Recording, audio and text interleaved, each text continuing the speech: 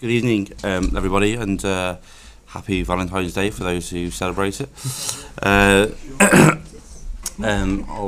expect the cards in the post. Item one then is apologies for absence, but I think we're all here, so we'll move on. Declarations of interest, either at this point or before any item of business is discussed. Minutes of the council, the cabinet meeting held on the 3rd of January 2019. Move them. That's moved. Second, I'm happy to sign those. Okay then, so the first item of business then is item 4, which is the financial management report. Councillor Lee Carter. Thank you, Leader. Financial management report. Later on in the agenda we'll talk about the service and financial planning report, which sets out a more medium-term position, whilst the report in front of you here details the immediate position. The report details our current in-year estimate. We'll see the council with £7.95 million in hand. That's largely as a result of a one-off VAT refund and unused contingencies. Going forward, this is subject to any unexpected changes, particularly around social care, winter pressures, children's safeguarding pressures and weather. However, there is some confidence around this figure given we have had confirmation of the refund due from HMRC, and the major factor behind this performance, £2.7 million, comes from Treasury Management, which is also pretty predictable and reliable. Given the level of underspend estimated at this time, it is only right that we invest some of that money back into the communities, but also strike a balance between doing that and ensuring that we are prudent and prepared for uncertain times ahead. We therefore, at section 5.2, set out how some of the underspend will be allocated, and that is as follows. First, £1 million to support an extension to the Pride in Your High Street programme, which is targeting at helping our borough town high streets. Second, £1 million to support Pride in Our Community programme, which with targeted regeneration initiatives across the borough. Third, £1.3 million will be allocated to support a range of initiatives targeted, but to include promotion of physical activity, supporting green spaces and rights of way, support for armed forces personnel and veterans, campaigns to protect service at the Princess Royal Hospital, further our business-winning business supporting objectives, recruitment of foster carers, and to support residents most affected by the impacts of austerity. Finally, in the interests, as I said, of being prudent and preparing ourselves for uncertain times ahead, there'll be an allocation of £1.223 million into the Investor Save Capacity Fund, which is integral to us being able to secure the savings demanded by government, still being demanded by government going forward, with any remaining balance, which is estimated at £2.67 million at this time, to be transferred to reserves to support delivery of the ongoing budget. I'd like to move the recommendations in the report. Is that seconded? Second. Thank you. Seconded. Any comments or questions to the opposition leaders this time on this report, Bill? Well, I think it's wonderful that we can't get any money through the Revenue Support Grant, but we've managed to still get £2.7 million almost out of them through a VAT refund. Pity we can't do one of those every year, but that is wonderful news. And the investments look pretty good. I'm quite impressed with that, because it's nice to think we've got some money left over and we can still, put it. I'm particularly always interested in green spaces. I think this council has done quite well with green spaces over time, and I'll look for an investment in those. But we can't kid ourselves. It is going to be a tough few years coming up, because we don't really know what the government's going to do with our funding, other than the threats we've still got hanging over our heads of cuts. So obviously we can talk about that when we get to the budget, but I'm pleased we've got a solid year under our belt. Thank you, Bill. Andrew, anything for yourself? Well, no, I was going to say the same. It's always good to get money back out of the VAT man, and a considerable amount as well. That's a stupendous amount of money, and I'm sure it took a bit of doing over quite a large period of time. I just wonder if you could put any more flesh on the bones of what the investments are at 5.2. If you could tell us any more detail on that. Thank you. Any comments or questions from fellow members? No? In response to the question, we've set out the themes, areas where expenditure will be targeted. That will be targeted at initiatives, as I say, to help residents or help the council in our longer term objectives and to deliver our budget strategy. Details of that will be announced in due course. Thank you very much. Well, isn't it a sign of the times when the biggest positive of this is having some money back from the government that we've already paid to them wrongly, and we're all celebrating it. Well, that sums up government's policy in regards to local government. Eh? Anyway, it's been moved, it's been seconded. All those in favour? That's all. Moving on then to item 5, which is the Service and Financial Planning 1920, 21, 22. Councillor Carter. Thank you, Leader. Service Financial Plan Report 19 to 2022. This report seeks approval for the Service and Financial Planning Strategy 2019-2020. In March of 2018, we approved a 2-year plan. The report in front of you updates those medium-term projections, confirms the second year of that strategy in terms of the savings that will be required. It confirms additional investments that will be made into priority areas, and it also includes details of the consultation that we've been undertaking on our proposal over the last month with a wide variety of groups. Just to recap, since 2011, £117 million of savings per annum are now being achieved. This year's grant by government has been confirmed as being cut by a further 30%, or £4.3 million. One of our local MPs supported that move. Unfortunately, the other one wasn't in Parliament to vote on that. Next year, that means that only 8 pence of every pound of our net revenue budget now comes from the government grant. Effectively, that means that austerity is not over. Only this week, in fact yesterday, we received news from the government that the discretionary housing payment grant from government has been cut by a further 14%. That payment, for anyone who doesn't know about the discretionary housing payment, is used to support some of the most vulnerable residents in the borough. The payment assists residents to avoid rent arrears, evictions and potential homelessness, and particularly amongst residents who have suffered financial hardship because of the bedroom tax and changes to the welfare system. If the loss of £117 million isn't enough, then there is no clear evidence than this to demonstrate that the Conservative government has little, if no, regard for the impacts of austerity measures on some of the most vulnerable people in our community. However, it's only right and fair that residents ask what the council has done to try and become more efficient as we've gone through this programme of austerity. In order to manage the cuts handed down from government, council has had to cut jobs, over 1,500 of them. Our staff have encountered real terms pay reduction of about 25%. Senior and middle management numbers and back office costs have been cut by over a half. Huge savings have been achieved in terms of major contracts that the council awards and operates, and big savings have been achieved from cutting accommodation costs. As I've said before, just doing that alone and becoming more efficient, reducing what we spend, wouldn't have been enough. Just outsourcing council services wouldn't have been enough. We would have had to introduce emergency financial measures had we not invested in growth, had we not generated commercial income from many new sources, and had we not maximised income from existing sources. We also must be grateful to local towns and parishes and other community and voluntary organisations who've stepped up to the plate with us and worked in partnership with us, which has meant that every library and community centre and children's centre in the borough has remained open. Some of those income examples that I talked about are highlighted in the report. So just over £13 million in terms of business rates, council tax and new homes bonus. Our solar farm, which generates £200,000 per year. New place, which is now generating £1.2 million benefit for the council. The growth deal, which is generating £1.5 million plus over 1,000 jobs. And commercial services income, which now totals £19.4 million.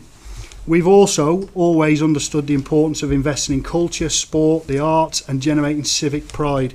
A very tangible benefit of this has been the growth in volunteering, where we now see nearly 1,000 individuals volunteering on council-specific programmes.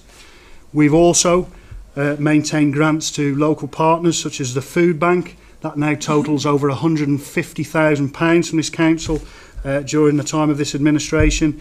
And our grant to support the Citizens Advice Bureau, that now totals over £2.2 million that we've granted to that organisation, really to help us tackle the impact on society that nearly a decade of Tory austerity has had. Of the 8 budgets presented by Labour since 2011, during which we have achieved 8 years of at least balanced budgets, if not better. None have been set amidst such uncertainty. I talked about that at the last Cabinet meeting, and that still weighs heavily on our ability to plan for the future, with massive uncertainty about future funding for local government. As yet, government have yet to issue instruction as to how we will be funded beyond 2020, and there is still the indecision over what exactly exiting the European Union will look like, and by extension what impact it will have on us as an authority. The strategy before you requires a further £6 million of savings or new income, mainly from further efficiencies or generating commercial income. Some of the main highlights in terms of extra expenditure include £3.3 million for children's safeguarding, £800,000 for adult social care, and £300,000 to main subsidised bus routes. In terms of the capital programme that's set out, there's £50 million for road, transport and other associated improvements, £30 million to invest into local schools, £28 million into New Place, £19 million into the Growth Fund, and £9 million for the Newport Innovation Package. I'd just like to say a few words, if I could, about anyone who suggests that we should somehow not borrow in a responsible and planned way to invest to generate funds for frontline services.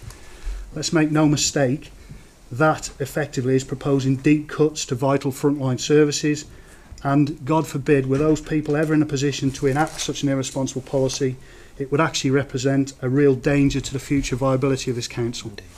The continued financial stability of this organisation is critically important to our continued rebuttal of calls from Shropshire Conservative MPs in particular to merge Telford and Wrekin Council into Shropshire Council.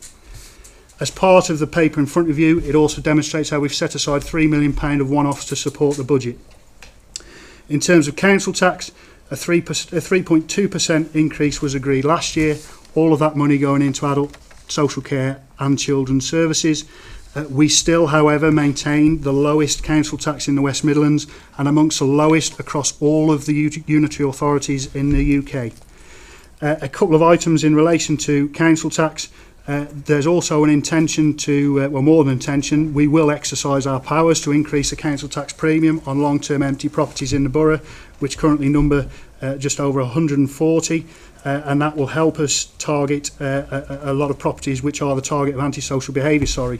Those powers mean that from 2021, council can charge a premium of 300% on properties that have been empty for 10 years or more.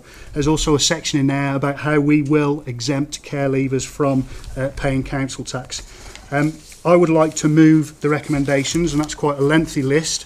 So for clarity, page 36 to 38, recommendation 1 to 20, page 153, recommendation 2.1, 2.2, the recommendation on page 311, recommendation 2.1 and 2.2 on page 331, recommendation 2.1 on page 345, recommendation 2.1, 2 and 3 on page 376, recommendation 2.1 on 381, recommendation 2.1, 1, 2 and 3 on 391, and on page 433, 2.1. I've rushed through that because I know everyone's going to get home and cook Valentine's meals and whatnot. I'll move them recommendations. Thank you. Please. Thank you. Is that seconded?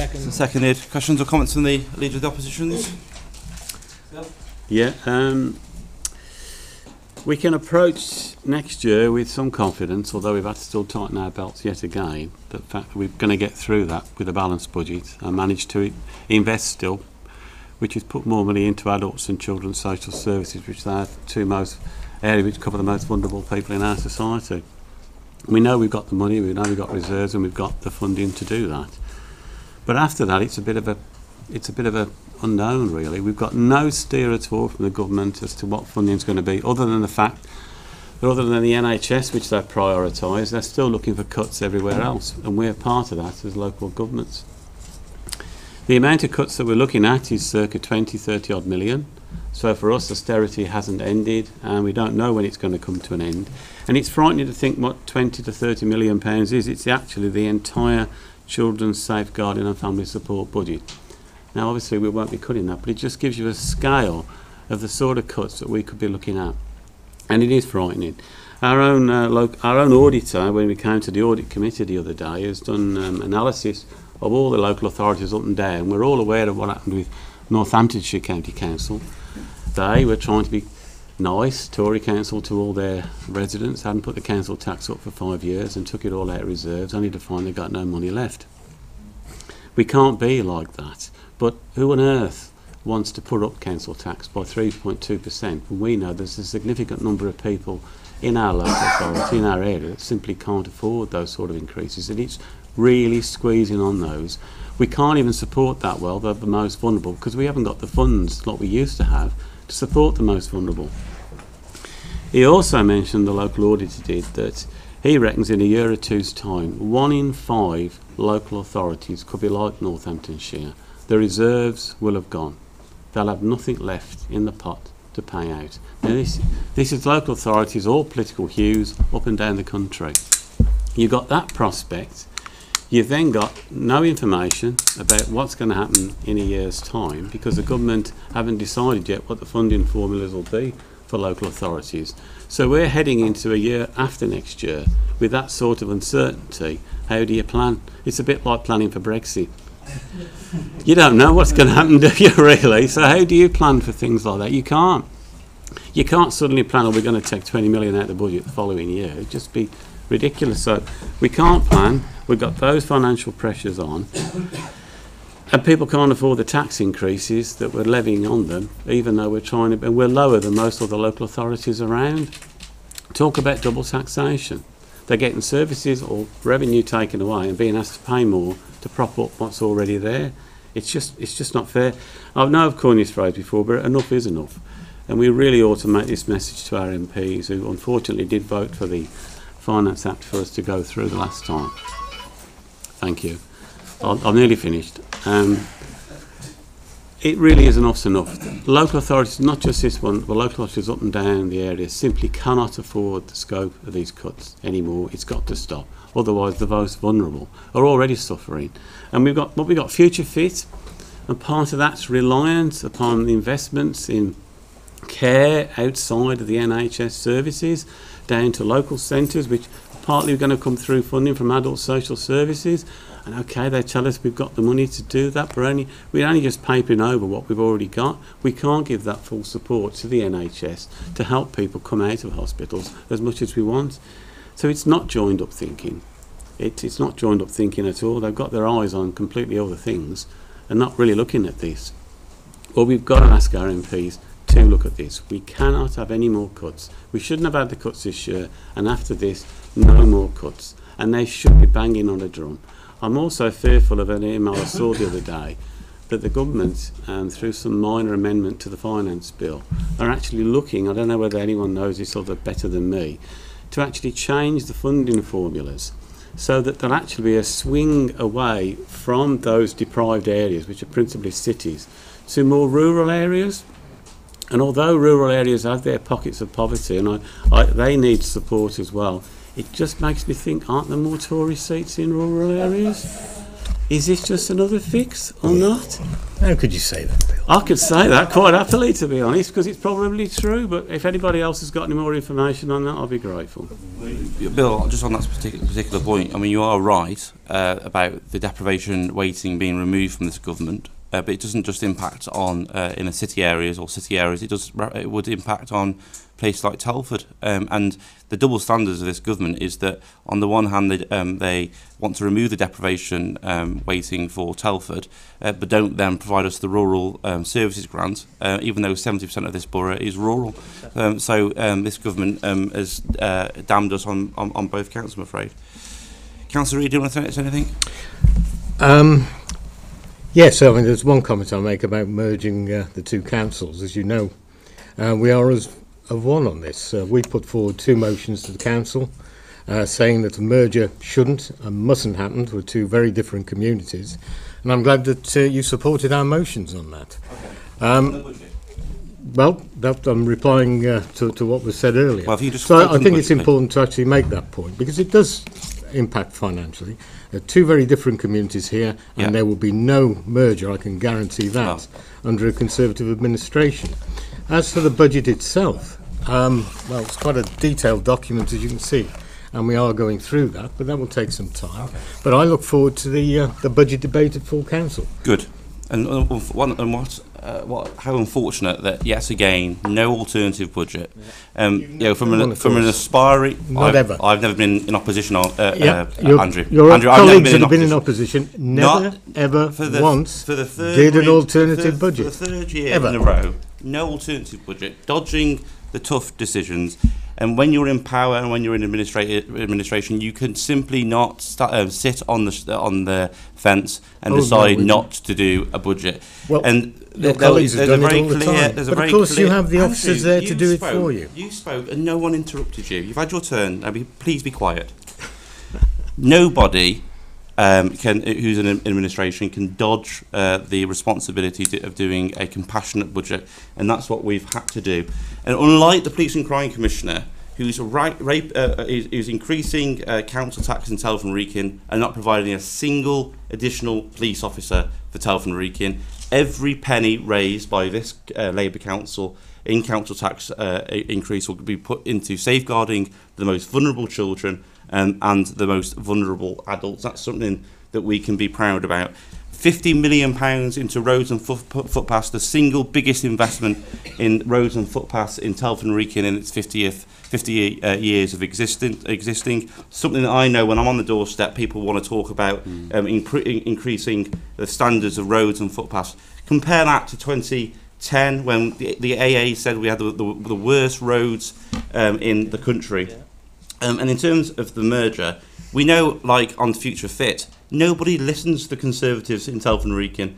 It would not be a Telford Wrekin Conservative group who will make the decision. It will be the MPs, and we know what the senior MPs want to do. Daniel Kaczynski, Owen Patterson, Philip Dunn, they're all on record. Shortly after Andrew was on record saying he would look at a merger, only then to do a U-turn. That's what they want. They want to have one council for the county, a blue council for the county, which will see increased council tax, car park charges introduced into our borough towns, and money going from Telford to Shrewsbury to spend on pet projects for Shrewsbury and Oswestry, whilst Telford misses out. It was a Labour government that created this council, and it'll be a Labour Party that protects the council going forward. That's been moved and seconded. All those in favour. You are the only guys that have introduced car parking charges, aren't you? You've got quite a record on that. Oh, Andrew, you're stuck in the past, sir. You're stuck in the past. Get into the future. No. Item 6, then. Item 6, the CSC inquiry update. In the interests of the spirit of the terms of reference in regards to the advisory committee, myself, Richard Overton as deputy leader, Paul Watling as cabinet member for children and young people will not be commenting on this report. As is detailed in the papers, anybody who's held the position of leader, deputy leader or cabinet member for children and young people should remove themselves from influencing that process. And I think it's only right and proper. Could I have some legal advice on that? I think that's why I can't comment. I think Jonathan? No, this is my statement. This is what we will do. I would like to invite Sarah Jones and Izzy Mitchell to the officers' table, please. They're from Evershed Sutherland, who are the commissioning group that have been tasked to get to this process. I will say no more from this point onwards, other than to move for the vote. Councillor Lee Carter. It's a matter for you, Andrew.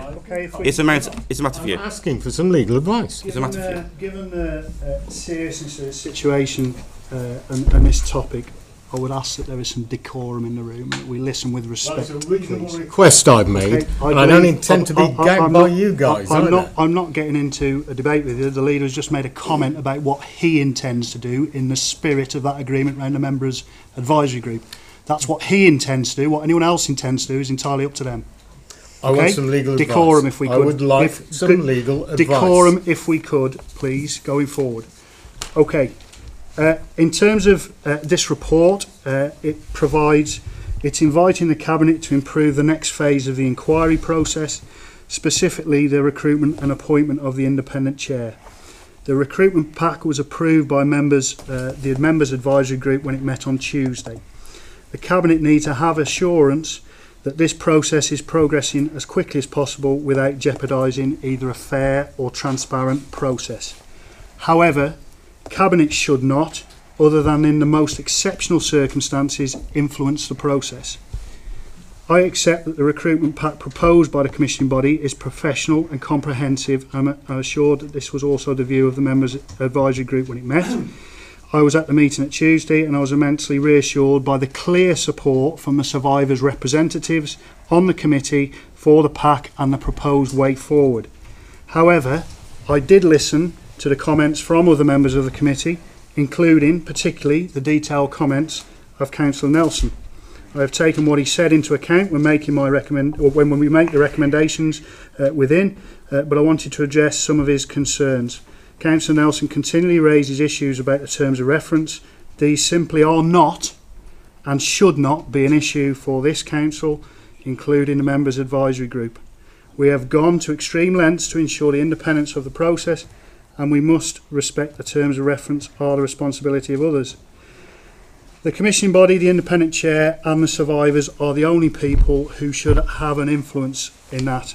Of course, the recruitment pack has to give high-level indication of the issues that need to be addressed, but going into the detail of what the terms of reference could look like is an issue that Part B of the final commission will address.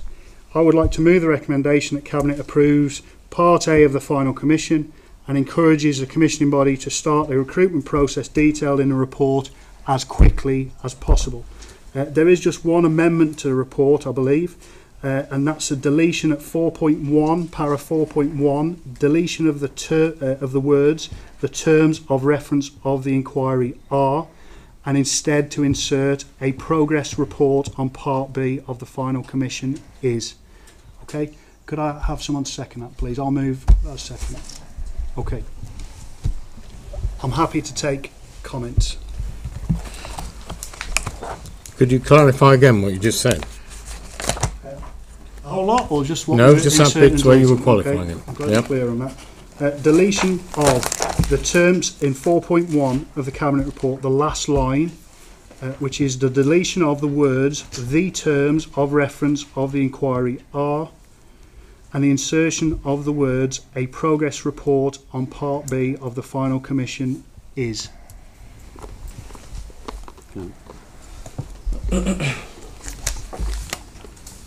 Okay, well, moving seconded. Comments? Yeah, I will make a comment. This inquiry was required urgently about 2.5 years ago, and was still not in a position to be able to appoint a chairman. We're looking around about May at the earliest, and I have to say, on something such as it, that is a disgrace, an absolute disgrace that has taken this authority that long to come to this position, and I can only wonder why. Okay. Bill? No. No comments? No.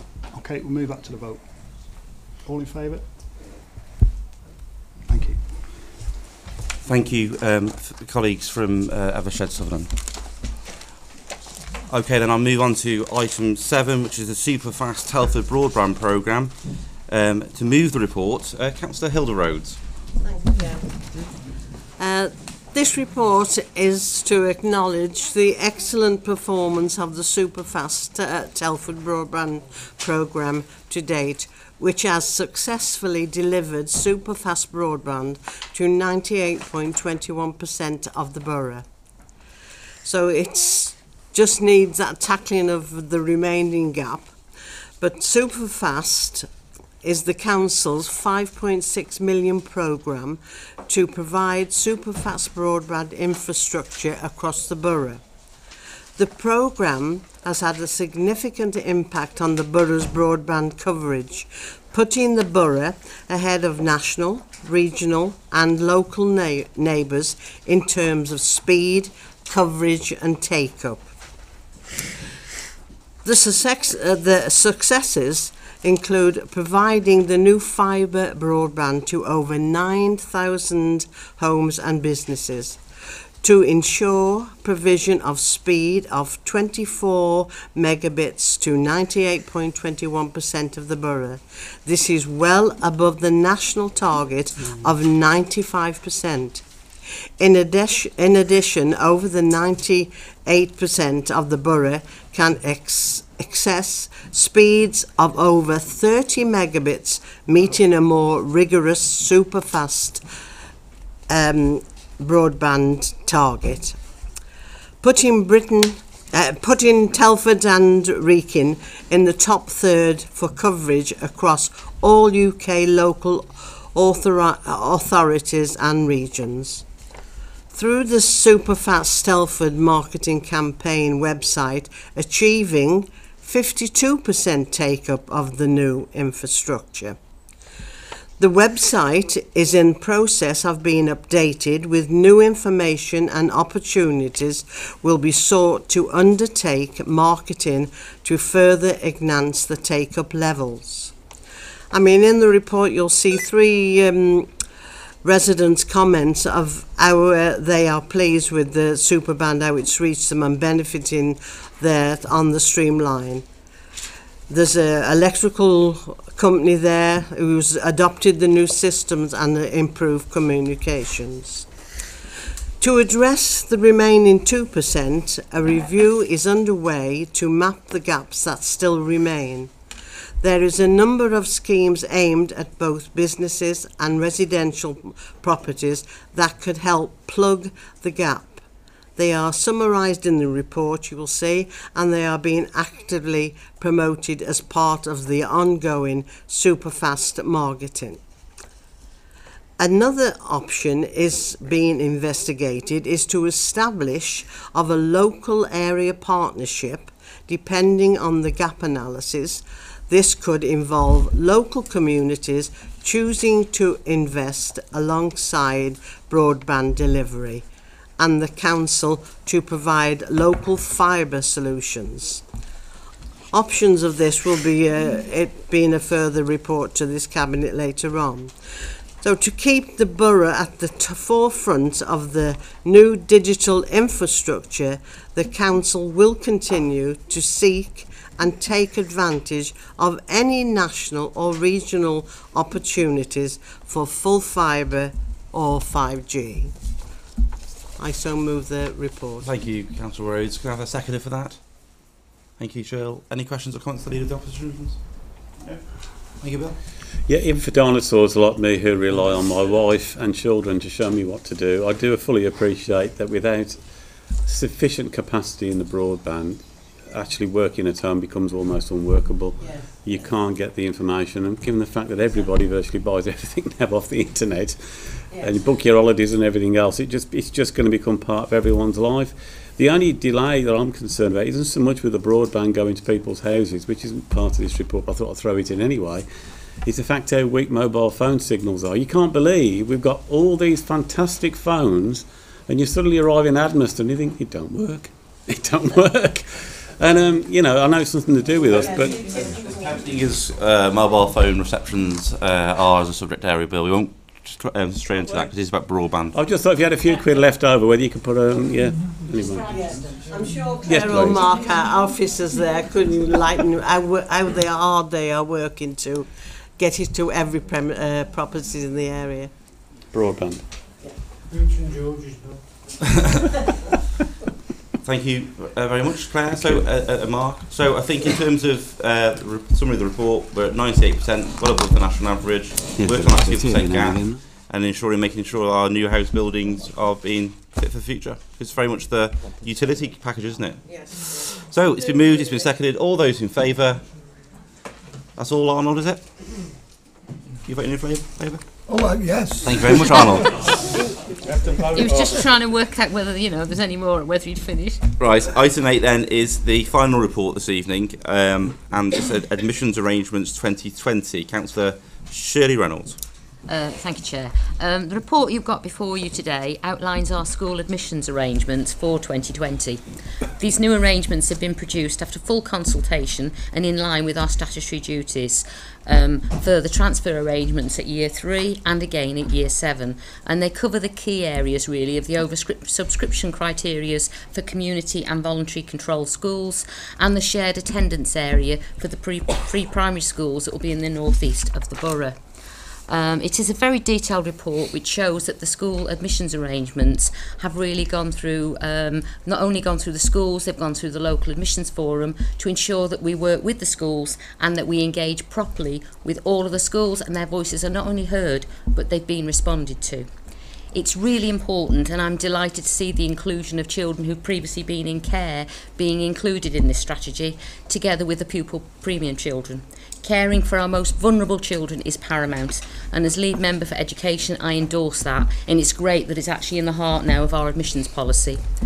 I think the inclusion of staff children, while some might think this shouldn't be included, is actually a very important asset. It enables us to recruit new teachers and, more importantly, to retain the very best teachers in our schools in order to maintain the excellent teaching cohort.